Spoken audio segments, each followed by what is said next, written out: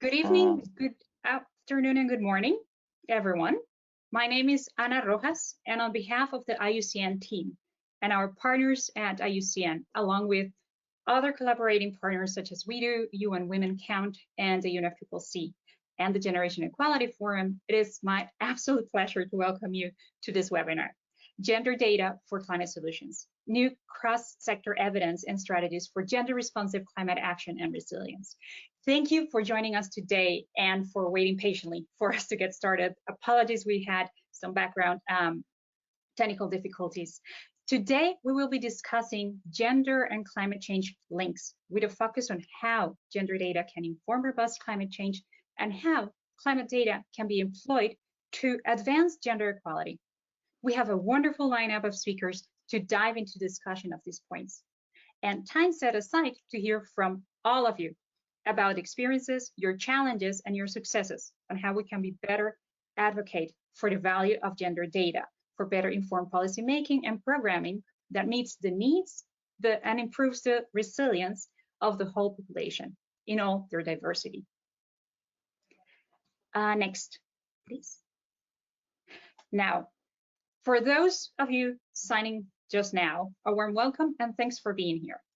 We're all accustomed by now to virtual sessions, but a few important virtual housekeeping items just to get organized and started. First, please be aware this session is being recorded and will be available on our website in 3 languages. Microphones will be kept muted to minimize connectivity distractions. However, your active participation is very much encouraged via the chat box.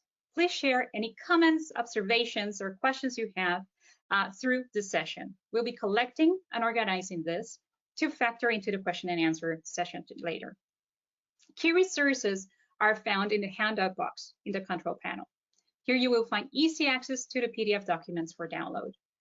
And if you have any issues, please feel free to reach out to the great team behind the control panels here.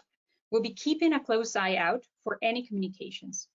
Finally, a big thanks to the team behind the scenes, and that includes our partners at USAID who make this session possible. Now, before we get started, today's discussion will be in English, and simultaneously is going to be provided Spanish and French translation. To listen to the webinar in your preferred language, please download the application Interactio from the Apple Store or your Google Play Store. When you open it, you need to enter the event code AGENT, A-G-E-N-T. It is usually most convenient to listen to the translation through headphones, on a phone or other device, remembering to mute the sound here in this device meeting so that you can hear a live translation. If you have any questions, do reach out to us via the chat panel. And now, a short demonstration on how this works. If you have any trouble, please chat us directly in English, Spanish, or French in the control panel here, and we will try to help you directly.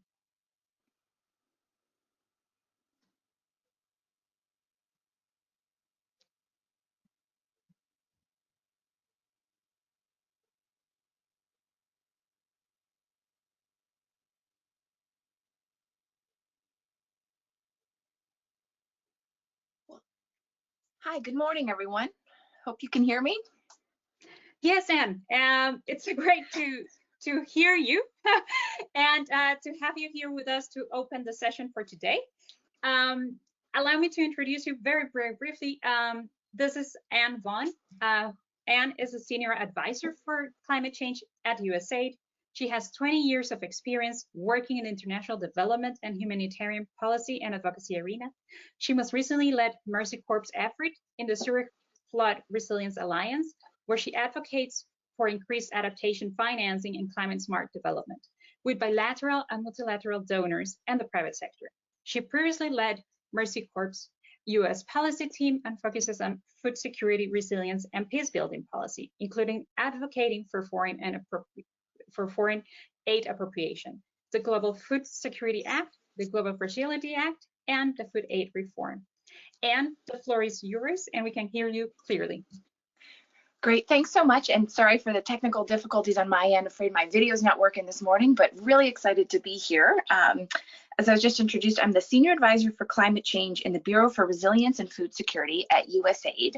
And real excited to hear from the panelists and the audience today. This event couldn't be more timely. As you all know, the Biden-Harris administration has elevated and prioritized the climate crisis and diversity, equity, inclusion. So we've got a perfect setup today to learn more about how to make sure we're advancing equitable and gender-sensitive climate change actions at USAID. And as you know, climate change certainly is not gender neutral. Gender inequality exacerbates the disproportionate impact of climate change on women and girls and is a barrier to achieving the administration and the world's climate change goals, which includes building the resilience of households, communities, nations, and ecosystems. Research shows that traditional coping mechanisms to climate stressors often come at the expense of women and girls. When climate change leads to scarce natural resources, women and girls' risks of gender-based violence increases. Households sometimes turn to practices such as pushing their girls into child, early, and forced marriage. Women and girls are forced to walk further and farther to find precious resources like water. Importantly, though, women and girls are not just victims. They are leaders designing and implementing climate solutions that meet the unique needs of their communities. Integrating gender equality and women's empowerment into all aspects of climate work, including mitigation and adaptation, is essential to achieving more effective, just, equitable, and sustainable outcomes. Our work at USAID in partnership with IUCN has shown that building climate resilience for all requires gender-responsive policymaking and programming that addresses gender inequalities across sectors, all sectors, and empowers diverse people as leaders, decision makers, and change agents. USAID supports countries to integrate gender considerations into climate change policy and programming, including climate finance, national adaptation plans, and community-level solutions. By doing so, countries are better able to mitigate climate change and increase the adaptive capacity and resilience of their populations, as well as ensuring that climate-related impacts, opportunities, and benefits are shared equitably by women, men, boys, and girls in all of their diversity. Designing gender-responsive policy, programming, and practice requires evidence. We need data, including sex-disaggregated and gender data, to inform progress and establish evidence-based action. This data is vital to ensuring policy and programming is based on the diversity of people's lived realities, so we can forge effective, efficient, equitable, and sustainable solutions to the climate crisis, from the grassroots to the global stage. USAID is proud to work with and invest in partners working on valuable initiatives aimed at establishing an evidence base to continue to deepen the understanding of the critical linkages between gender and climate. One such initiative is Advancing Gender and the Environment, or AGENT, our partnership with IUCN. AGENT assists the agency in integrating gender considerations across climate and environmental programming. It creates customized gender tools for climate stakeholders and builds knowledge and skills of government officials, development partners, and donors on gender and environmental issues, including how to address gender-based violence related to climate impacts. AGENT also provides technical support to SEVERE. SEVERE is a partnership between USAID and NASA. We'll hear about more from our colleague Dennis today. SEVERE supports local decision makers across the developing world to use geospatial data and technology to manage the effects of climate change. It is integrating gender sensitivity into its geospatial toolkits, realizing that there are key opportunities to empower women, girls, and youth in the geospatial and earth sciences. The Gender, Climate, and Nutrition Integration Initiative, or GCHAN, enhances our understanding of the linkages between climate, gender, and nutrition to improve resilience, women's empowerment, and nutritional outcomes. GCHAN supports the collection and use of data to improve programming and advance climate-smart and resilient ag. These are just a few of our transformational initiatives at AID that we're proud to support. But we also know there's much more to do. As research we'll learn about today will show, data gaps impede a robust understanding of gender-climate links in all of the countries that we're working in, and frankly, around the world. So USAID is working with IUCN to identify and fill these gaps to support national statistical bureaus with gender climate data and to better inform climate programming and policymaking. We know that resources are needed to ensure persistent information gaps, including sex and age disaggregated data, are filled to inform effective approaches and solutions led by technical experts. So a couple of things to keep in mind in addition and ways to engage. In addition to updating the Global Food Security Strategy, USAID's Global Food Security Strategy, which guides the Feed the Future initiative, USAID is currently in the process of developing a new climate strategy that will be launched at COP26 in November. We're holding listening sessions now, and if you haven't already, please engage and provide input into our strategy sessions and our listening sessions so we can ensure your input is heard and we have the best possible strategy. But I can commit to you that through this strategy, USA will continue in its role as a leader in championing and supporting the integration of gender equality and women's empowerment in climate programming. This is fundamental to realize development results and for changing people's lives for the better. We look forward to hearing and learning from our speakers today and to working together with you all to address these gaps and the global challenges we all face. Thanks so much, and back to you all. Thank you, Anne, for your words and for setting the scene for today's discussion. Now, as I mentioned before, my name is Ana Rojas. I am the Senior Gender and Climate Change Technical Task Lead for IUCN. And just as a kind reminder to you all, this webinar is hosted in cooperation with many partners and allies, and we're grateful for their collaboration. Before we get into the matters, I'd like to go through today's session objectives. This webinar is part of a series of webinar sessions hosted by Agent, a 10-year partnership between IUCN and USA that improves environmental programming through robust gender integration and leverages environmental action for women's empowerment and gender equality impacts, as Anne was mentioning before. Agent works through identifying and filling knowledge gaps, strengthening strategies for gender integration, and providing tailored technical support to programs and projects at multiple levels. The series aims to present Agent research, tools, and technical support experience, as well as features diverse partners and peers, promising practices and tools across sectors to advance attention, strategies, investments, and results. This conversation is critical and timely, not least as many countries are finalizing their NDCs, their national determined contributions, and preparing for this year's international climate change discussions. As for today's agendas, today's session discusses gender and climate change linkages through a focus on how gender data can inform robust climate action and how climate data can be employed to advance gender equality. We have already heard opening remarks from our esteemed speaker, Anne Vaughn, Senior Advisor from Climate Change at USAID. And next, we will move to a short presentation from Georgia Hartman, who will present on research on the triple nexus of climate vulnerability, state fragility, and gender inequality conducted by Agent. She will show us Agent's process of designing an indicators framework to understand complex and interconnected dynamics. After Georgia's presentation, we will then move to a panel of experts who will share their experiences with data generation and use, including national level examples of gender data in action that are being used to shape climate policies and plans. We would also hear about generation equality, a civil society-centered global gathering for gender equality convened by UN Women and co-hosted by the governments of Mexico and France. Generation equality has focused on filling gender data gaps as one critical pathway for action towards realizing gender-just climate action. And finally, the webinar will include space for questions and answer session between you all, the listeners, and our speakers and panelists. We look forward to hearing from you, and again, please feel free to send us questions as you're listening using the question pane. Now, I would like, before we move to our first presentation, we would like to take an opportunity to hear from you. We have 2 poll questions for you, which you should see come up on the screen. And we have the translations to French and Spanish, as you can also see on the screen. The first poll question, which may be coming up now on your screen, is how would you rate your knowledge of gender and climate change linkages? And you can choose a point scale between 1 and 5. 1, not knowledgeable. 2, somewhat knowledgeable. 3, knowledgeable and know where to find practical information. 4, very knowledgeable and able to address them in my work. Or 5, extremely knowledgeable and answers for others. So take a few moments to respond which of these options in terms of knowledge on gender and climate change linkages applies to you, and vote.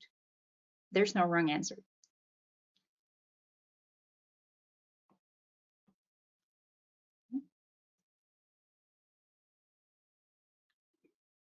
Perfect.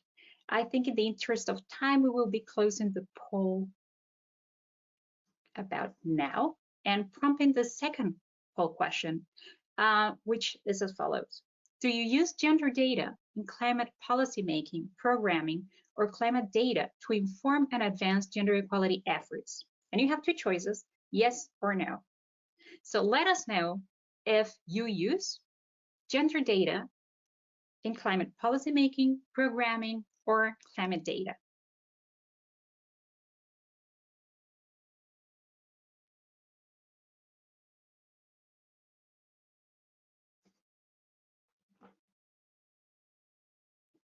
Great, thank you all. And now we move to our first speaker. It is my pleasure to hand now the floor over to our colleague at USAID GenDev, Georgia Hartman. Georgia is a Gender and Environment Technical Advisor in the Gender Equality and Women's Empowerment Hub at USAID, where she provides gender technical support for climate and environment programming. She is also a AAA Science and Technology Policy Fellow and holds a PhD in Sociocultural Anthropology. Prior to joining USAID, she worked as an educator and researcher, examining issues around land tenure, housing, mortgage, finance, and migration in Mexico. Georgia will present the research that we at IUCN undertook together with USAID offices to better understand what the data tells us in countries in which USAID operates, examining in particular how the triple nexus of gender inequality, state fragility, and climate vulnerability overlap. Georgia, many thanks for being with us today, and over to you. Thank you, Anna.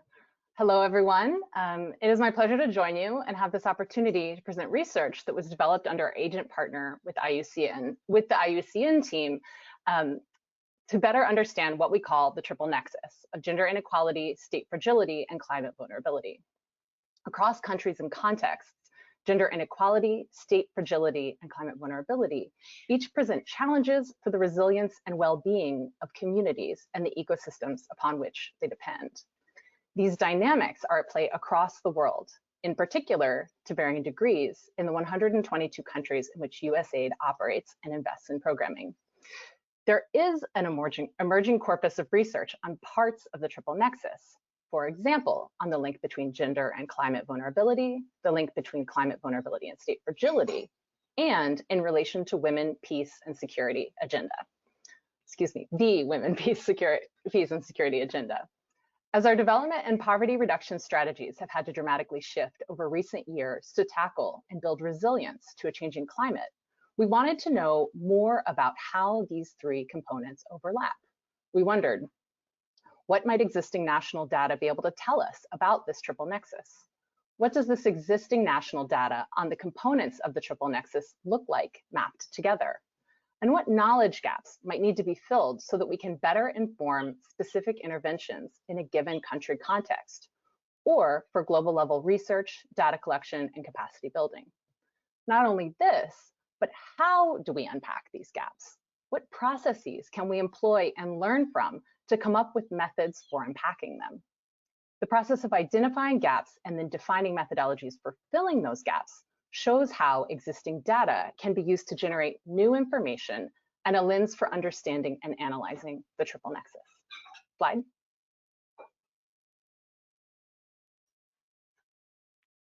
In an attempt to fulfill these needs, IUCN and USAID decided to study this nexus of issues using an indicators framework.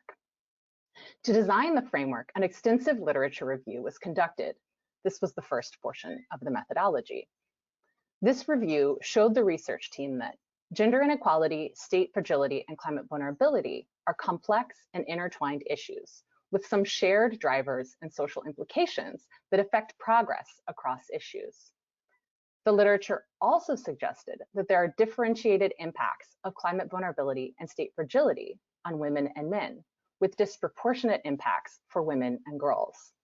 The research also showed that women have distinct adaptive capacities and the potential to act as agents of change in climate adaptation, mitigation, conflict resolution, and peace building. And finally, an entry point for addressing these three issues as a triple nexus is the connection between natural resource availability and conflict, both issues that have strong gender dimensions. Using this context and information from the literature analysis, the next step was to conduct a review of available national statistics to see what indicators already exist and what kind of data the indicators are generating to inform decision-making. With guidance from our gender expert statistician, Ruta Addis, IUCN and USAID then developed our own indicators framework that we could use to view these issues. The resulting framework consists of 27 quantitative country-level indicators sourced from reputable, internationally recognized databases. These indicators were then used to determine the prevalence of the triple nexus for the 122 countries in which USAID operates. These 27 indicators were divided into 3 main groups and 6 subgroups. Let me show you those now. Slide. First, let's look at indicators on climate vulnerability. Here and throughout, it is very important to emphasize that there was a long and messy process to finalize the selection of indicators. This was in significant part due to the availability of data, or rather, the lack thereof. In other words, and in particular for the gender indicators, an overall lack of data was one of the major unanticipated findings of this study. This is something that USAID, along with IUCN and other partners, can think about in terms of recommended actions. On the screen, you can see the climate indicators we identified divided into 2 subgroups: exposure and sensitivity and adaptive capacity. In order to capture and characterize the potential vulnerability and potential resilience of a population within these 2 subgroups, we used indicators linked to natural disasters and percent of the population affected by them, the percent of the population employed in agriculture, access to water, mobile phone usage, and more. Next slide. Next, let's look at state fragility. You can see here that the indicators that we identified were divided into 2 subgroups: effectiveness and legitimacy. We used a range of indicators, including levels of corruption, for example, and state use of political terror, as well as levels of political participation. Child marriage is also included in this set. Child marriage not being a cause of state fragility, but rather a form of gender-based violence, and one that has been very clearly linked to reinforcing poverty, limiting girls' schooling, stymieing economic progress, and contributing to regional instability. Next slide. And finally, let's look at indicators of gender inequality. These were divided into 2 subgroups: legal rights and gender parity. Included in these categories are indicators linked to laws against GBV, access to natural and economic resources, inheritance rights, and more. These were examined together with political participation and literacy rates, altogether showing, again, for the 122 countries in which USAID operates, how gender inequality affects our varied development interventions and priorities. Next slide. And here is the indicators framework compiled together. And this is what it looks like mapped. Once the indicators were designed and then mapped by country, according to the data that was available, the indicators were used to establish a ranking of countries as extremely high, high, medium, and low risk in each issue area. What the analysis found is that countries that ranked highly in one threat tend to rank highly across all 3. Based on this constructed indicators framework, the report finds a statistically significant correlation between these issues. What does this look like in real life? One example we know of is from the Darfur conflict, which was one of the first conflicts where the linkages between climate change and conflict was recognized. Climate change, land degradation, and the resulting competition over scarce natural resources were reported to be among the root causes of the conflict. Within this context, women and children made up the majority of those displaced and faced multiple and multiplying challenges, from physical and sexual violence, child, early and forced marriage, to domestic violence. These forms of violence were worsened when vulnerable and displaced women and girls traveled in unknown areas for longer distances to collect essential natural resources, including firewood, water, and food. Darfur is just one example, We encourage you all to explore this nexus and any potential overlap with what you have observed in your own work through this report, which you can find in the handouts on this webinar. Slide. So what did we learn in this process? The findings from the research help to make the empirical case that gender is an important consideration not only for climatic resilience and state stability, but also that women's empowerment is an important ingredient for improving peace building and addressing climate change. Based on these findings, the report suggests that policy can and should be informed by data on these intersections in order to ensure that policy better serves women in fragile contexts. Policy frameworks can and should understand and integrate these links.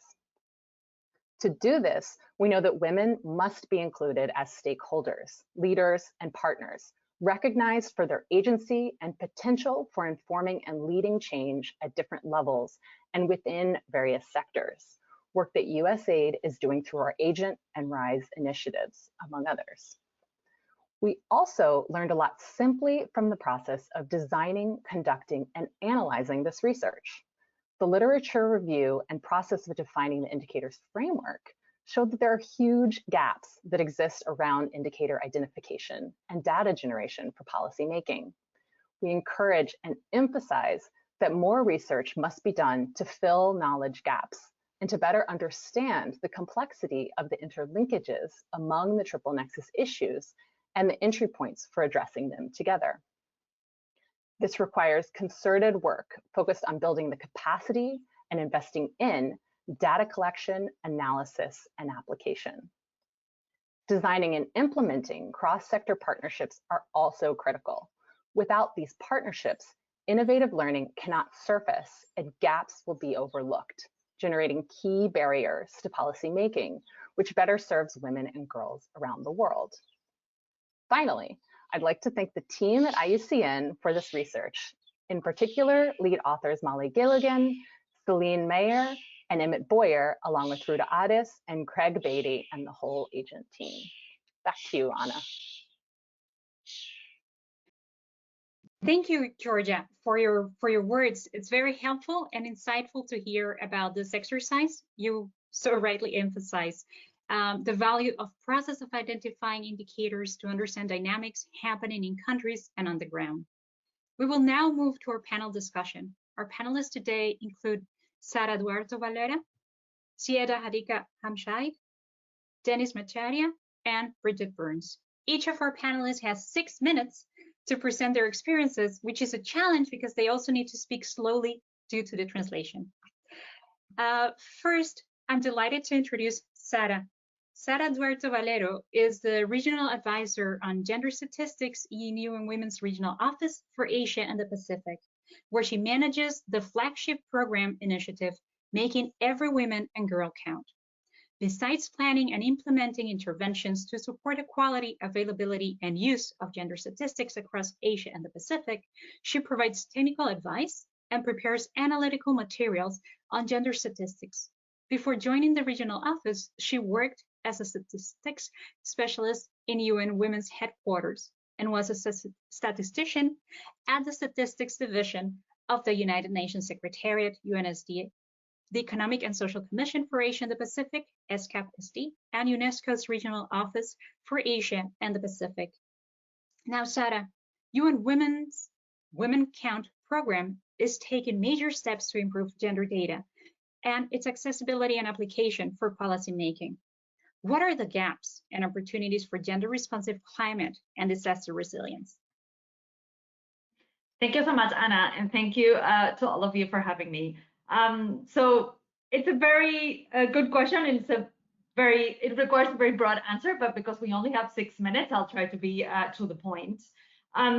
So yeah, like in the Asia Pacific region and really globally, but especially in this region, countries have been approaching us for a while now, telling us, okay, we really see the need to collect and to have data and to use data on gender and the environment and the nexus, but we're struggling a little bit with where to begin.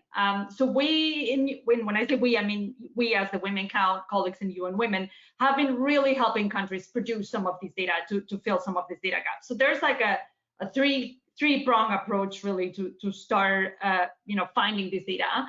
So the first one is obviously let's look at the data that's already available and reprocess it in order to include a gender angle. The second one is let's integrate different forms of data that are already available to generate new estimates. And the third one is really let's collect new data. So I'm going to be showing you some examples of how this looks. Next. So here, as you can see, from reprocessing existing data, we already see evidence that women's access to natural resources may be increasingly compromised. So the graph you see, the blue graph, it's a box plot graph, and it shows distance to the nearest water source, right? So as you can see, for most households, the nearest water source is around 30 minutes distance round trip. But in certain households, as you can see in the outliers, it may take up to 900 minutes, right? So obviously, we see that in about 3/4 of all households overall, women are in charge of water collection. So this means, it's a heavy burden on them. But climate change may be increasing this burden. So as you can see in the green graph, this is an example for Cambodia, the availability of water during the dry and the wet season changes dramatically, right? So during the dry season, a lot less households have access to clean water, and that means more women need to go out and collect the water. So we can expect that climate change will and increased aridification will also trigger longer water collection times. Next slide. Another example that we see from reprocessing existing data is that COVID-19 has already shown some of these water challenges, and other crises will too. So right after COVID-19 crisis started, we collected data in a number of countries, and we saw that depending on the country, between 10 and 40% of households told us that their water source had been compromised since the onset of the crisis. And then when we asked people whether the time they spend collecting water and firewood had increased, we also see that in many households, this is the yellow graph, the time spent on water collection has increased. And for instance, if you look at particularly the countries in Southern Asia, like Maldives, Nepal, Pakistan, Afghanistan, you really see that women are spending more time than men collecting water. This is the same. This is true also for Samoa, for Indonesia, etc. Next slide. Another thing that we see quite clearly is that obviously climate change is compromising ocean biodiversity, and women and men are being affected differently. So it is true that when we look at labor force statistics, we see that more men are engaged in fishing, but more women are engaged in aquaculture and in post-processing of fish. So if you see in these countries in Southeast Asia, for instance, that you see on the bar graph, this is the representation of women in post-processing. So obviously, with the decrease in fish stocks and all the different biodiversity loss in the ocean, women are really being affected, like their livelihoods are being affected. In addition, we also know that women are overrepresented in the tourism sector. As a result of biodiversity loss, as well as other effects of climate change, even the COVID-19 crisis, right? The tourism sector has decreased dramatically, and women are disproportionately being affected. Next slide. Women are also disproportionately engaged in agriculture, but they don't really get to make the land-related decisions. So as you can see in the bar graph, most of the agricultural holders are men. However, what we see, at least in this region, is that a lot of the men are migrating to cities when the land is degraded. So, in Southeast Asia, about 24% of the land is now degraded, which is a very high percentage. So men tend to move to the cities, and women are left alone to deal with the land, and with amending the land, etc. However, women do not own the land, so they don't really get to make the decisions regarding pesticide use, regarding use of fertilizers or seed selection. So this obviously poses problems for the resilience and the sustainability of the practice. Next slide. And we also see different patterns between men and women when it comes to waste management. So the women and men play very, very different roles in sustainable consumption and production. So as we see in the donut charts, women are disproportionately in charge of making decisions regarding household consumption, especially when it comes to small purchases, like, groceries, etc., but also big purchases, like, when you're going to buy a fridge or a bicycle. However, regarding the environmental footprint in the employment sector, men have a much higher environmental footprint. So we see that in almost all the highly polluting sectors, men are disproportionately overrepresented. So what we see in the bar charts is participation in the mining sector, but it's the same story for extractives, it's the same story for plastics, it's the same story for rubber production. So all these really polluting sectors, men are disproportionately overrepresented. Next slide. So those were some examples of data reprocessing. Here's one example of data integration. So again, to fill some data gaps, what we're doing is we're taking geospatial information, so satellite pictures, and we're integrating it with survey data. So in this case, demographic and health surveys. And that is allowing us to compare how different climate change factors are affecting different gender equality indicators. So what we see here in the graph, in the colorful graph that you see there in the slide, is that at the national level, really, child marriage rates are correlated with some obvious variables like travel time to cities or surface friction, etc. All those are geocovariates that have to do with urbanization. So that's kind of like an obvious finding, right? In rural areas, child marriage is higher. We already knew that. But we also see that child marriage increases dramatically when drought episodes increase. So this is an example for Bangladesh, but we see that in many countries. So here's a very clear connection between, climate change and child marriage. Similarly, we also see an inverse correlation between child marriage and aridity index. And aridity index is a bit, it's a variable that's a bit difficult to grasp because it means high humidity, this geocovariate. So it's kind of the same finding, right? You see that they are inversely correlated. So again, a very strong connection between child marriage and droughts. In other countries like Cambodia, what we see is a strong connection between child marriage and floods. And this might have to be with just connecting gender inequality with climate-prone environments, right? So in some countries it's one issue, in some countries it's another issue. So floods versus droughts. Next slide. And finally, the third kind of like way in which we're collecting this data and filling the data gaps is really supporting countries with data collection. So up to now, there wasn't any international statistical standard for collecting this data. So what we did is, we started looking at some of the SDGs and where the gender environment indicators were. And we saw that, across the whole SDG framework, all the environmental goals were either gender sparse or gender blind. And we figured we really need to start identifying some additional indicators to really measure the gender environment connection. And through several intergovernmental consultations, we put together a set of gender environment indicators for Asia and the Pacific, which we then use to develop a model questionnaire. Next slide. So we have now a model questionnaire that different countries are using to really go and collect this data. So this is a model questionnaire that includes 10 modules and is able to generate 190 indicators on the gender environment nexus. It's designed in a way that it can be used as a modular or standalone approach, but it needs to be attached to surveys that are sampled at the individual level. That means we don't accept proxy respondent. We don't want men to be responding to questions about other people, about women in the household. Every person needs to respond to questions about themselves. In some countries, we're also having to oversample certain rural areas because that is sufficient to provide disaggregated information afterwards. And the type of data that's collected through the survey is really, there are many topics. We collect a lot of data about resilience and whether people have access to, early warning information and technologies, what did people do to prepare for the last disaster? They put water away, do they move their animals to a drier area? Were they able to find hygiene products, right? But we also look at things around people's jobs, like are people engaged in fishing and what type of fishing methods do they use? Do they use trolling versus drift nets? We also ask people who decides on fish stocks and do they report on the amount of bycatch, for instance, or, depending on who owns the land, who makes the decisions around seed selection or pesticide use. We ask people about, ownership of assets and how that helps them be resilient to climate change, etc. So these surveys are returning very interesting results and really filling all these data gaps that we had for so many years.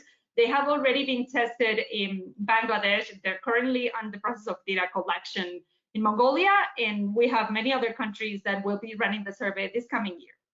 So I'll stop here. Thank you so much. Thank you so much, Sarah, for that insight and for showing us the work that Women Count is doing. It's clearly incredible and will be very useful for countries as they work to inform policy and planning. This is also a nice segue to our next speaker, Syeda Hadika Hamshide. Hadika is a climate change expert. She supports the Ministry of Climate Change of the government of Pakistan in the revision and implementation of nationally determined contributions and localizing carbon market tools for sustainable development, air pollution control in Pakistan, and mainstreaming gender in climate change policies and projects. Hadika, I have 2 questions for you for the 6 minutes that you have. First one is, how much gender data informs countries' national planning processes, and what is Pakistan doing on this? For example, with respect to its NDC revision process, as well as the National Climate Change Gender Action Plans, the CCGAP.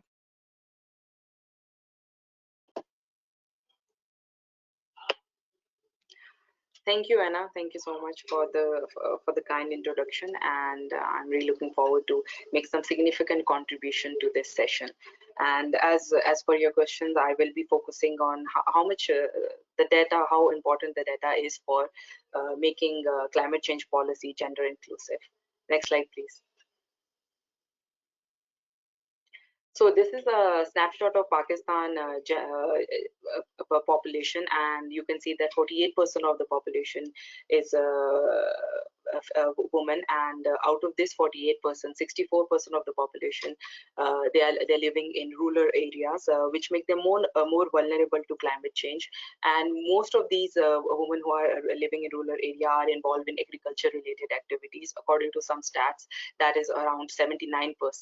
And agriculture sector remains one of the main sectors and significant sectors which are impacted by climate change, and which shows that they are the most vulnerable sector of Pakistan. And this makes us realize that the main concern we have in our mind is, are they given equal opportunities to adapt to these vulnerabilities or not? Next slide, please. So the main, to answer this concern, we need to know that the first thing, there are various factors we need to take into consideration when we're looking at climate change from the lens of gender equality and social inclusion. And the first one is that we need to know who holds the power and who is making the decision, and how much influence does the female have in the decision-making process is very important, and the disproportional representation of female in the decision-making bodies remains one of the significant issues in Pakistan. And according to the Economic Labor Force Survey of 2017-18, it shows that the woman labor force declined in compared to the economic survey report of 14 and 15, which was a bit alarming for Pakistan as well. And the second thing we need to focus on is that are they given equal opportunity for the vulnerable sector, and are we looking at the population from the economic and social lenses, so that they are given equal opportunity to fight against this discrimination and this issue. And also, according to the Global Gender Index Gap report of 2020, Pakistan stands at 112 out of 120 countries in economic participation and opportunities. And also under the health and survival rate section, it was reported that female are more vulnerable and they don't have the same access as men in the society. So this shows that there is this lack of recognition for female in achieving the goals of climate change, of adaptation and mitigation, and this remains one of the barriers as well for achieving the goals of climate change and SDGs combined. Next slide, please. This is some of the policies which are related to climate change in Pakistan, and how they incorporate gender in these policies. The most alarming, most of the policies mention gender as a vulnerable group, but the most alarming part for us was that in the previous NDCs of 2016, gender was not recognized as, they had no significant separate policy recommendations which are catering to gender mainstreaming. And this was something we realized, and in the revision process of our current different indices, we have taken a very keen look at it. Next slide, please. So this is the climate change policy, and just to give you some statistics of different results for Pakistan after the 2010 flood, one of the UNICEF reports stated that the child marriages were introduced as a survival mode for out of that flood, and also the mother mortality rate have increased because of the floods. So this shows that and after that the climate change policy was launched in Pakistan. In the climate change policy, women were recognized as an agent of change. They were recognized as someone important in the decision making process, and mostly at the adaptation side they were recognized as someone who are most impacted and should have a role in the decision making. Next slide, please. This is there are different this shows that all the NDCs submitted, the first NDC submitted, out of all the NDCs, 30% of the NDCs give reference to gender, and most of them refer to gender as a vulnerable group, and there is no mention of budgeting, the climate change budgeting related to gender in any of the NDCs. These 33% is almost 64 NDCs which are mentioned. So this shows that there is a gap and which needs to be filled. Next slide, please.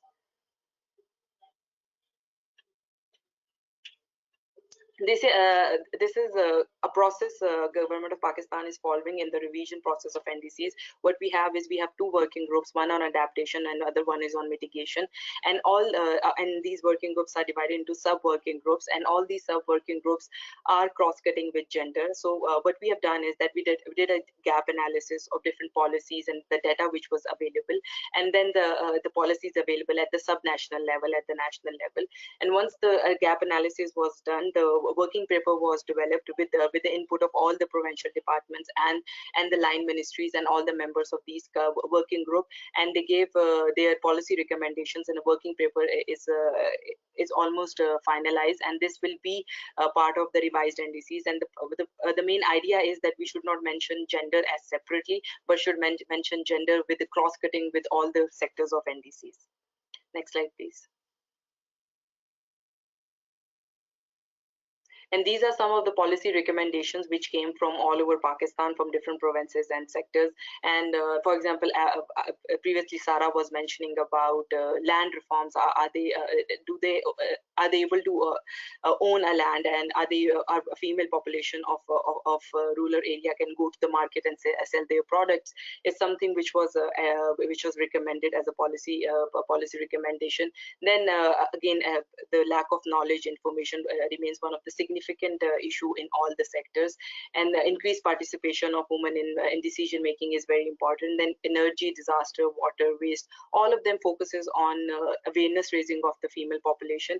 And also the main one of the very I think a new issue came up, which people before that we usually talk about women as a vulnerable group, and they are not given opportunity to present in the decision making process. The other was that they are not economically in power, so you need to have soft loans and microfinance and credit facilities for them to enter into these sectors and to be able to contribute towards the implementation of climate change goals. Next slide, please. These are some of the flagship projects of Ministry of Climate Change, and in the recent projects, what Pakistan plans to do is that they want to include gender and to be able to do activities which are female specific, so that they can have an equal role in implementation of these projects. After the COVID pandemic, green stimulus package was announced by Ministry of Climate Change, where several thousand jobs were announced that it will be generated under two flagship projects of Pakistan, 10 billion tsunami tree and Green in Pakistan. And under 10 billion tsunami tree, women were encouraged to develop nurseries in their under their households, and they were encouraged to plant trees, and the lady mobilizers were mobilized in the communities to increase the education and awareness of the female population of those areas.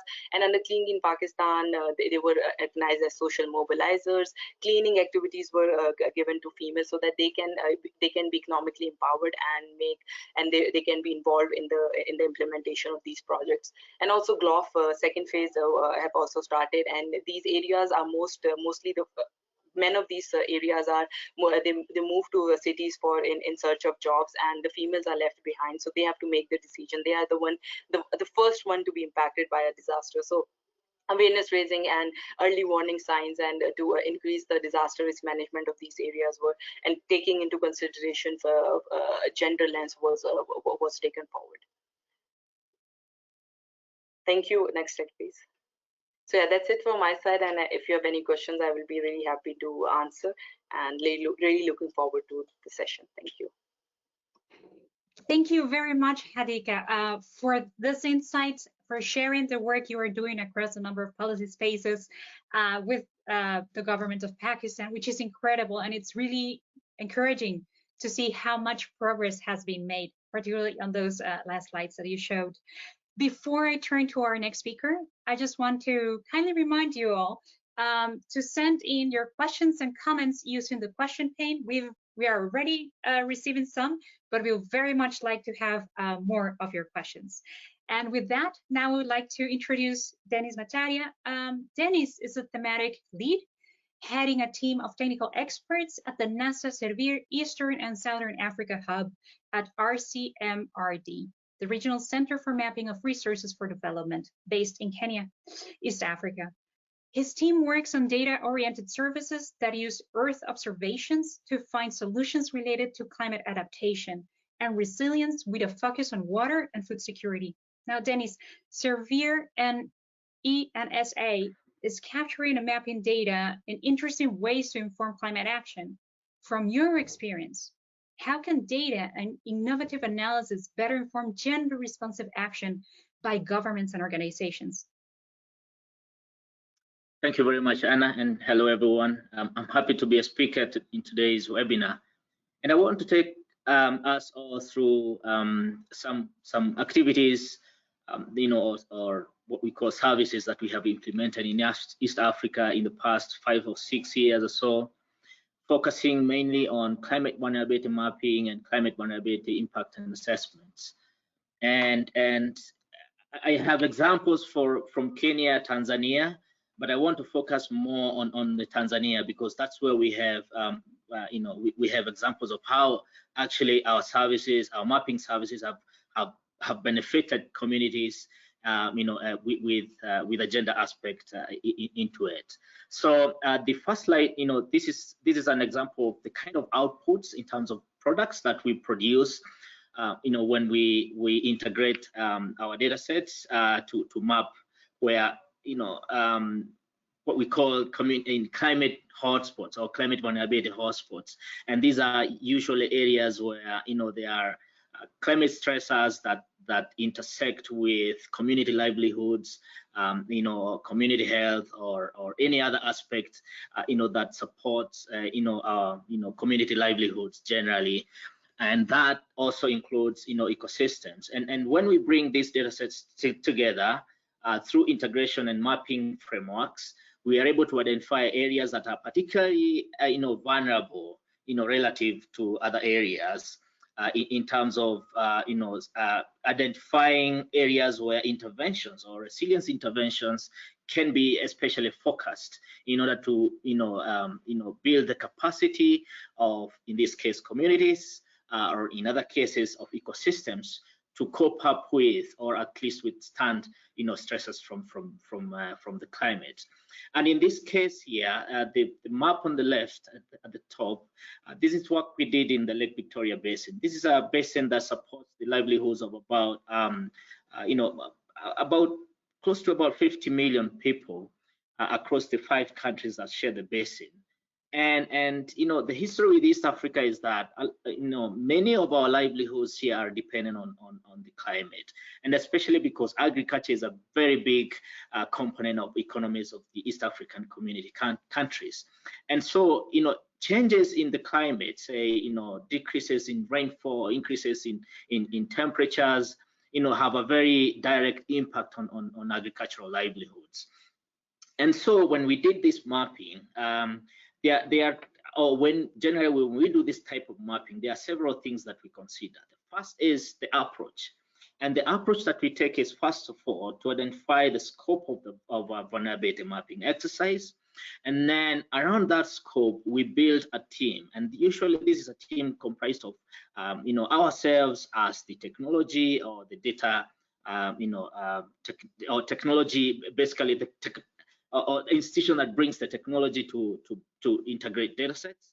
And then we also bring together local stakeholders, or what we call local partners, that are mainly driven drawn from agencies that in one way or the other work together to build or in climate adaptations services. And so once we have that kind of team, what we call the co-development team, then we identify what are the data requirements. And I'm glad that my colleagues, previous speakers, Georgia and Sara also have in some way talked or touched on this data selection. For instance, how do you identify indicators that you want to use in order to highlight through mapping a vulnerability relevant issue. And that data selection also considers various aspects. The first aspect is that not many agencies have all of the data that possibly you require in a mapping exercise or in a vulnerability mapping exercise.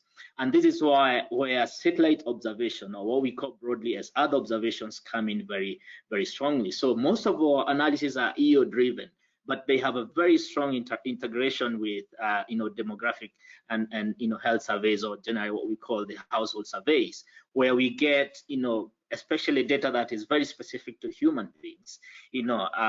And when we are doing those data selections, we ensure that we are building data layers or indicators that are gender focused, or at least that have a gender lens in them.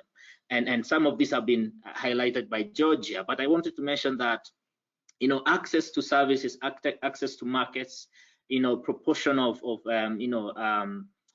households that are led by women.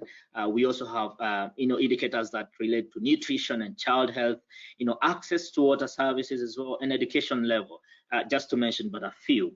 And then we bring this all together and we identify areas that are particularly vulnerable to changes in temperature or precipitation, rainfall in general. And so once we do that integration, then we highlight these areas. And then the main purpose of highlighting these areas is actually for purposes of helping now the decision makers and policy makers to prioritize areas where they invest in resilience building activities. And in on these slides, you see women. This is the left, the bottom left. Women holding these are certificates of customer ownership to land. So this is the Tanzania. And this outcome, was because we identified areas in Tanzania in the two basins. This is the map or the report, the cover page, top right. We identified areas where in those two basins, land rights have especially been a hindrance to climate adaptation. And most of the population, or a section of the population that is affected by this, are actually women. And so those interventions in those hotspots that we identified were found to be very relevant to building the capacity of women to become more productive and to also have that security of tenure, that they own these units of production, and that has had or has a direct relationship to making the communities through the households and through these women to produce sufficiently for climate resilience broadly. And then in Kenya, so the next slide. In Kenya, we have supported pastoral communities in mostly arid areas of northern Kenya. So these are communities that solely depend on pastoralism as their main livelihood. And pastoralism, like we said again, is a very, very kind of sensitive livelihood to any changes in the way the climate behaves. And so in this case, even in a very small magnitude of rainfall deficit has a very big implication on the health livestock generally. And this has a very big impact on women, and it has a very big impact also on girls, who are very very critical to the health of a household, because they are the main the main sources of domestic quota, and they're also the main sources of stability in a family generally, in terms of knowing where the food will come from, except in making sure that everyone in the household is also healthy. So over the past 30 years or so, we have seen that through observations that temperatures are increasing, they are rising, and the rate of evapotranspiration is also going up. And to compound that, that problem is that also rainfall is decreasing, and so access to water becomes very critical. And because the impact is highly felt by women and girls, the interventions that are currently ongoing are focused on making access to water, or guaranteeing access to water to these households, and especially that has a big implication and impact on the amount of time that women and girls spend looking for water. And we are doing this through several innovative ways. One of that is using electronic sensors to monitor boreholes and wells, and making sure that whenever we detect there's a breakage, or there's a faulty borehole or well, signals are sent, or messages or information is sent to the relevant authorities to go and repair those boreholes, to make sure that, especially during drought periods, that water access is guaranteed for these pastoral communities. Next, and I want to wind up with the last slide here that demonstrates why capacity building is also an integral component in everything that we do. I mentioned that at the beginning of any mapping activity, we put together, or we bring together, local partners and ourselves, and we discuss the mapping goals, and we allocate responsibilities and roles. And that is a form of capacity building in itself, because we work with these local partners. We demonstrate to them what kind of tools are used, what kind of data they need, and what kind of data integration techniques are relevant in achieving those objectives. And so that is a very big component of every service that we implement, that is focused on vulnerability mapping. But also giving a voice to the beneficiaries. In this case, being gender sensitive, that you're not biased towards one gender against another. And so this is why during awareness buildings, for instance, the top left photo that you're seeing here, one of the outcomes of co-development and capacity building is a leader like this lady here, who emerged from the group, and we gave her the role of coordinating most of these community awareness and community building sensitization meetings. But we also make sure that whenever decisions are being made, that the critical groups that are going to be affected by decisions, decisions that are going to be made, are part and parcel of those conversations, and that also includes the youth. And that's the photo top, bottom to the right. So this is what I have for you today, and I'll be happy to give a little bit more whenever that there is a need. Thank you very much. Thank you, Dennis. It's been very interesting to see such an innovative way to gather and use data for climate programming and policy. So thanks a lot. And now, finally, we will hear from Bridget Burns, who will introduce us to the generation equality and the work being done in that space to address gender data gaps. A feminist, environmental activist, and director of WeDo, Bridget specializes in policy advocacy, research, and movement building at the intersection of gender equality, women's rights, and environment climate justice. Bridget, can you please tell us what is Generation Equality and the Feminist Action for Climate Justice Action Coalition, and how is the coalition playing a role in addressing gender data gaps in climate policy making? Thank you so much, Anna. It's such a wonderful pleasure to be here with all of you this morning. And I'm thrilled to talk to you about the Generation Equality Forum, which some of you might be aware of, others might be hearing about it for the first time. And it is a forum and a process that will be concluding or launching, if you will, because it aims to be a 5-year program at least at this initiation at the end of June. I guess the best way to describe it is a catalytic moment for charting a 5-year global plan for accelerating gender equality. That really the impetus for is to reflect on the 25 years of implementation of the Beijing Platform for Action, which some of you will know has been one of the guiding principles of what the international global agenda for gender equality worldwide should be.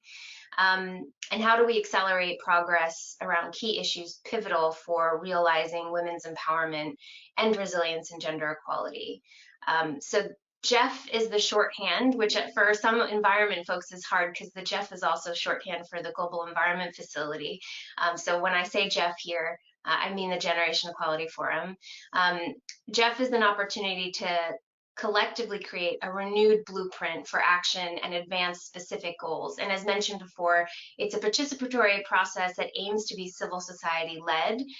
It is being led by UN Women in partnership with the governments of Mexico and France. And there's 6 action areas that have been collectively over the course of now 2 years, unexpectedly 2 years, but because of the pandemic, we are now going into a kind of a longer process of how these action areas were developed. One of the blueprints, one of the action areas is feminist action for climate justice, of which IUCN and we do serve as co-leads alongside our partners at UN Women, as well as several other grassroots youth, philanthropic, and government leaders. So when we think about the blueprint for feminist action for climate justice, over the course of several consultations and series of dialogues, as well as bringing in the knowledge of working at this intersection for many decades, for many of us, we've identified 4 key areas in the action blueprint that we hope to see progress on over the next 5 years. The first is around advancing leadership of women and girls in all their diversity to lead a just transition to a regenerative green economy. And here we're talking about leadership in decision-making across all areas, but also critically across all sectors. So from energy to transport to agriculture, ensuring women and girls' full role in envisioning climate solutions. The second area is around increasing the availability of gender-responsive climate finance, including resources that can be invested directly in women's, grassroots, and Indigenous-led climate solutions. And this area looks broadly at all the tactics we can use to shift public and private finance to be gender-responsive and climate compatible. The third area is investing in rights and resilience of women and girls in all their diversity to mitigate and adapt to climate change. So here we look at legal and social norm change, such as in the area of land rights or access to justice, as well as investments in green and gender transformative education to build solutions that are connected to an enabling environment for resilience. And then finally, the one most relevant to this webinar today, and one I'm particularly excited about, is around creating and capturing the data, knowledge, and information needed to ensure gender just climate action. And so the way that these blueprints have been set up is to allow for multi-stakeholder groups, collectives, to make commitments of what they would like to achieve and implement over the next 5 years. And as has been showcased in some of the amazing work that folks are doing to try to understand the nexus of gender data and information. And it's exactly that. It's often about linking differentiated data sets that exist that are just not in conversation with each other in a way that's going to help us create effective climate policy. So how do we assess those gaps? Because we know they are barriers to effective policy making. Increasing the collection, analysis, communication, and use of cross-sector data is critical to gender-just climate policies and plans. And while some, as shown here, sector-specific data exists, and it's further emerging, I hear all the time, every day, of new and incredibly interesting work that's happening at this intersection.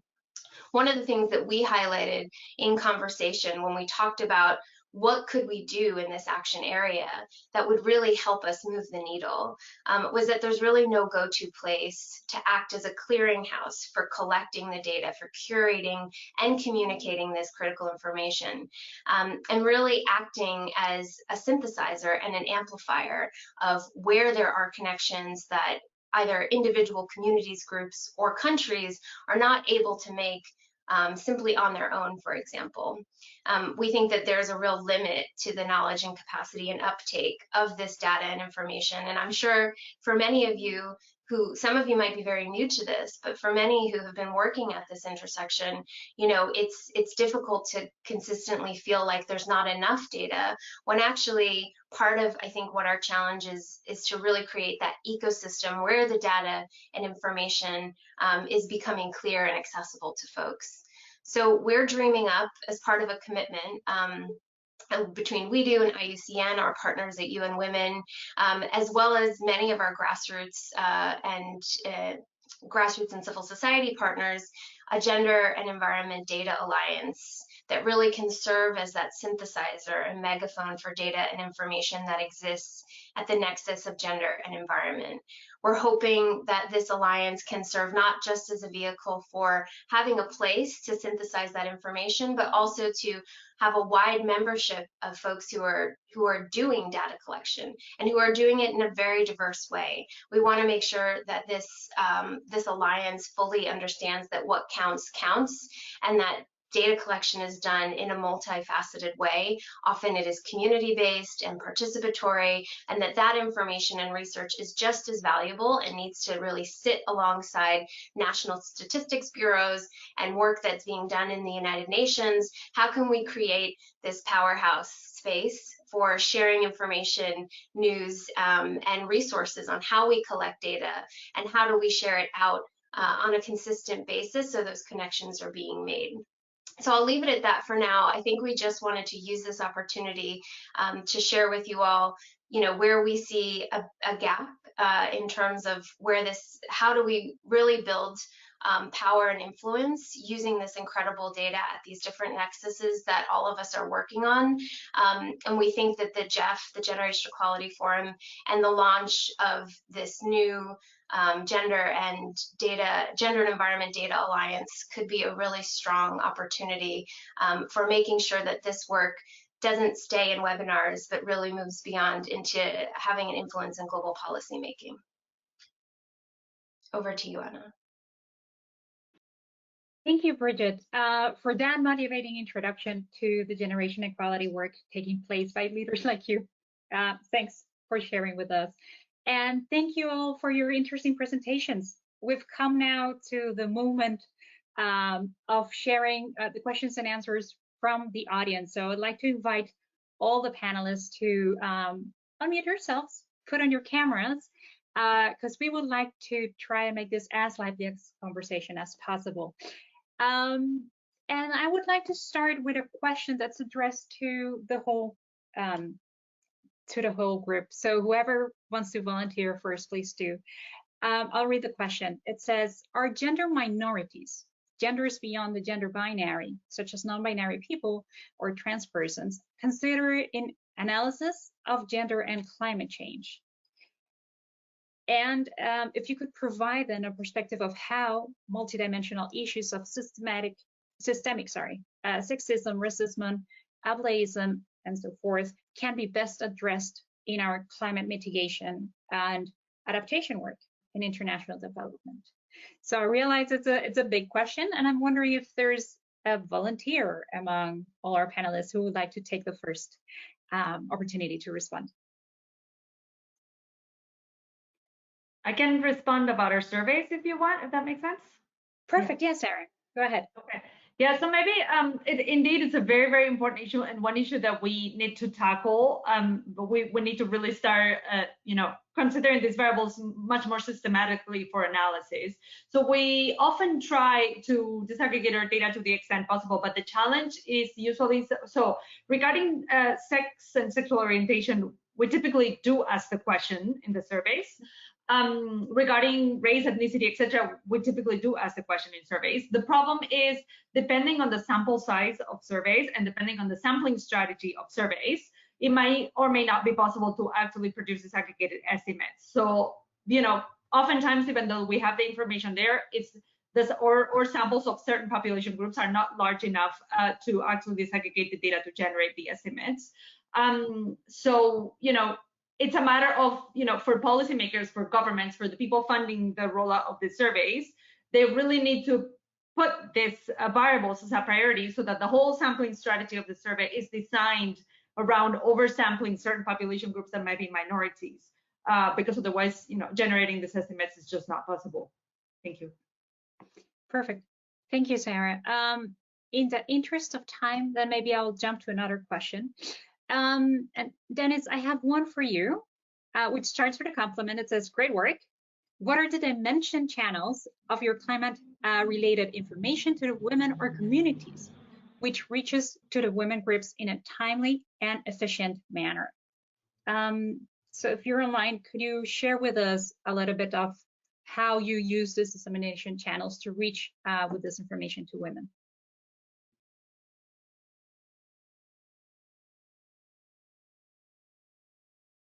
Dennis, do we still have you online? Anna, I seem to have lost you. Ah, sorry, Yeah. terrible. So let me read the question again. Yes. The question is, what are the what are the dissemination channels of your climate-related information to women or the communities, so that you ensure that this information reaches them in a timely and efficient manner? Yeah, good question. So, we do not consider ourselves, a last mile service provider. Rather we do work with, I would say initiatives or agencies. In some cases, these are governments. In other cases, these are non-government organizations who have, more linkages and stronger linkages with, grassroots. And in the case of Tanzania, for example, we're working with a USAID funded project, that had very good connections with communities where these services were being implemented or these interventions were being implemented. But in some other cases, we do actually work with them to provide dissemination workshops. We provide support. We attend those dissemination workshops, and we involve communities or the beneficiaries in those workshops where we disseminating information to make sure that information that is reaching them is in such a way that they understand. For instance, when you provide a map, it's very difficult sometimes for people to comprehend maps, but especially at that level, and so you want to be able to provide the best advice possible and the best support possible for people to interpret correctly, like a vulnerability map that you provide. And so we do that, but we do rely so much on local partners to be that bridge between our information or data products and the beneficiaries and whoever makes decisions that affects those beneficiaries. Perfect, Dennis. Thanks for your answer. And I would like then to move to Georgia. In your presentation on the triple nexus, gender-based violence prevalence in Latin America seems to be low, despite the fact that we know that it's very prevalent. Was there a data gap regarding gender-based violence? And if so, what can we do to ensure that we have access to information and data to inform evaluations?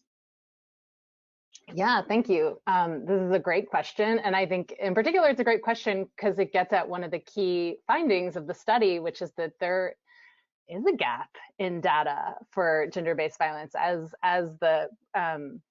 as the person posing the question points out, like, we do know that there is a huge prevalence of gender-based violence, but the data doesn't show that. And you know, I think this brings us to the question of, like, how do we collect data? Like, how are people able to report gender-based violence? You know, like, it just brings up, like, the complexity of all the data. So unfortunately, we weren't able to sort of capture that as well as we would like in this study. But I think, again, sorry, I mean, this is an answer and a non-answer to your question, but your answer sort of puts an exclamation point on the main finding, which is that there is a major data gap and we need to do work in order to close that gap, which includes, you know, changing the way that people report gender-based violence and changing and hopefully allowing people to feel comfortable reporting it, among other things. Perfect. And I think it's always good to acknowledge when we have to invest in more data collection to strengthen our findings. So thanks for being open also in that sense and pointing us into the direction of what needs to be done further. Hadika, I wonder if you could reflect then on your experience supporting the government of Pakistan through this contribution to the international process, and how this data collection and your work is aligning and with the UNFCCC Gender Action Plan under its Lima Work Program on Gender.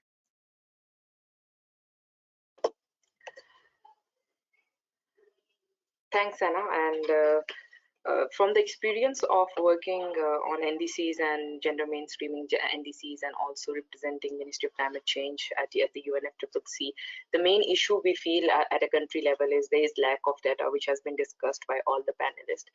And this remains one of the major issues, that we are at the 112th position, but as far as our understanding, a lot of projects do take into consideration gender beneficiaries and gender related actions. But the thing is that there is no reporting mechanism within the government as well, and specifically for the climate change, that we can gather data and report on that. So something which we have realized that this is an issue, and we have been working on that. We are planning to develop a gender reporting mechanism within Ministry of Climate Change, where we can collect data from all the projects and from all the policies, so that this can be reflected under the Gender Action Plan as well, and also can improve the conditions for Pakistan. And once you have the data, once you know the gaps, it's easy to develop policies and actions according to that as well. So data remains one of the main constraints when we talk about gender related policies in Pakistan. Thank you, Hadika. And I'd like to use this as a way of going now back to Bridget and ask, Bridget, what role do you envision of generation equality playing in parallel intergovernmental processes? You gave us a timeline that's relatively close, but what happens afterwards? Yeah, no, it's a great question. And, you know, we in our Action Coalition are really committed to making sure this is a robust 5-year plan, and that it is deeply connected and in conversation with the intergovernmental processes, where we have a whole slew of mandates, from the Gender Action Plan to mandates under the Convention on Biological Diversity and Convention on Desertification, that is calling for and has been calling for increased and enhanced collection of sex and gender disaggregated data at this nexus. And so again, part of what we're hoping is that we can create, in the accountability mechanism of where we're seeing progress under the Generation Equality Forum blueprint, is to be able to feed into processes like the CSW, as well as the COP, the CSW, the Commission on the Status of Women, and the yearly COP as an input into the Gender Action Plan. But also, again, to serve as the idea being, this is not necessarily about the creation of one new data set or a series of new data sets. We know that data collection is going to be and needs to be happening at every level, at community level, country level, national, regional level, and really, how can we make sure that we're providing the platforms to make sure that this work is joined up and synthesized and really able to build on each other. And so I see that as directly related to the intergovernmental processes. Perfect, thank you. And Sara, I think I'm saving the last question to you as we're running out of time. How can all countries around the world replicate the process you presented? What needs to be done? Is there a disaggregated data for Mexico or Latin America? This person is particularly interested. Is the model questionnaire currently available for use, or is it internal to UN Women? Thank you. Yeah, so I mean, this is a very encouraging question, right? And it just shows that people really want to start, producing this data, which is great. I think the very first step is look at data that you already have, because a lot of it is there. It just needs to be reprocessed, right? So, some surveys that can be really useful are labor force surveys, demographic and health surveys, multiple indicator cluster surveys. They include really good bits of information if you reprocess them from a gender angle. The second step is what I was talking about earlier, integrate different existing data sources, right? So you can take some of those surveys and integrate them with geospatial data, and that will give you a pretty good insight on what are some of the connections between, climate change and gender equality in your country. And then the model questionnaire is a much bigger undertaking, but one that's much more rewarding in the sense that, rather than just producing evidence for 2 or 3 indicators, it's going to produce evidence on around 200 indicators, right, on gender and the environment. So yes, the model questionnaire is available for everyone to use. I can definitely share with you. We're also in the process of producing a set of guidelines to go along with the questionnaire to guide countries in really implementing this questionnaire. So that's going to include an enumerator's manual, a tabulation plan, all the different bits and pieces that a National Statistics Office would need to take the survey and roll it out. And these guidelines are expected to be published in July, so just in a couple of months from now. So yeah, but definitely feel free to reach out and we'll try to help you as much as we can. Thank you. Perfect, thank you. And I see Hadika has her hand up, and we'll take this moment as you volunteered and answered. Yes? Yeah, I just want to say that what Sara was saying, that I totally agree with you. While we were doing this whole exercise, we realized that data is available, but it's not consolidated, so that can be reported. So it's not like you have to collect the data like from the scratch. It's available data can be used and can be reported on. And Sara, I will really appreciate if the survey can be done in Pakistan as well. It will be really helpful and will help us in taking the agenda forward. Thanks. Well, thank you, Hadika. I think this is one of the successes, and we hope we'll see more as a result of this webinar. Before we go into the closing of today's session, which has been very enriching, a few things. I would like to first ask the panelists if they could give a takeaway message in a sentence. So what is that one thing, what message that you want the audience to take home? And I'd like to start from the back to the front to shift a little bit things. So Bridget, I hope I'm not catching you off guard, but if you could summarize what's the most important message people should take home now, what would that be? It's the last part. It's what everyone just said. It's really, it's so critical. Data is so critical, but it is not necessarily that we have to start from scratch. We just need to find the ways we can be in better conversation and build that picture that's going to really influence policymaking. Thank you. Denise, the same question to you.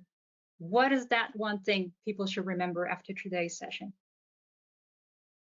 Yeah, in data integration, we have to be conscious of biases that may come from our data input, and those are factors that may also bias ultimately, prioritization of interventions, and those would possibly have negative impacts on gender perspectives.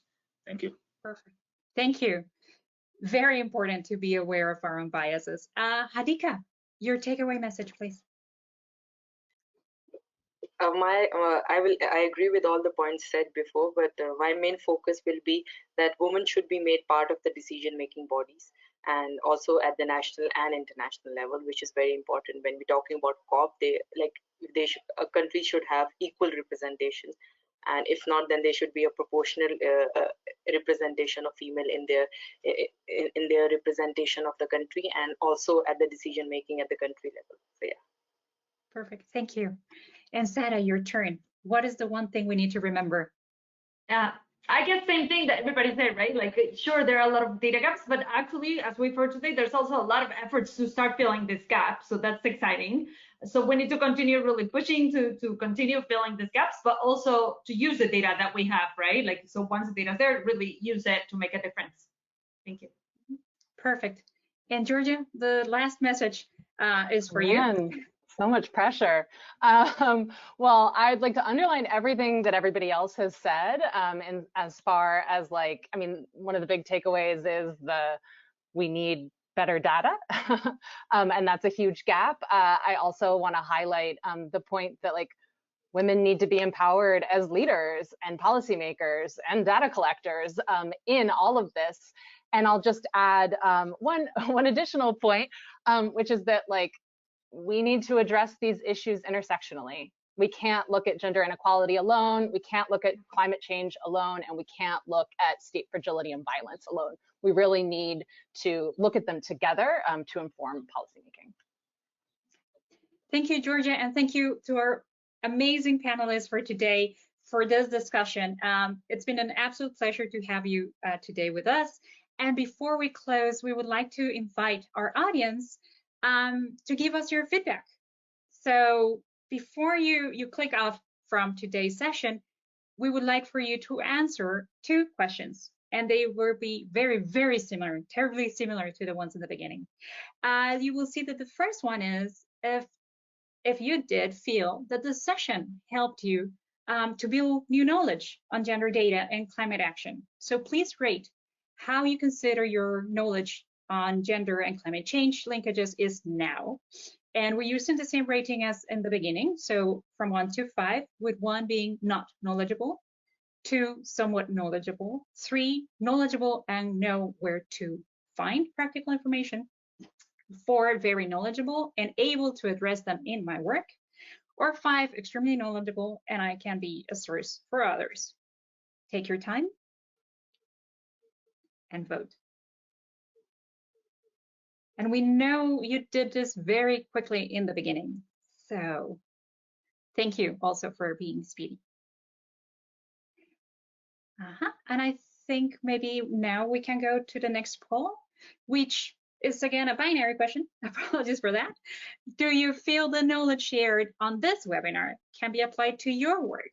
And the options are yes or no.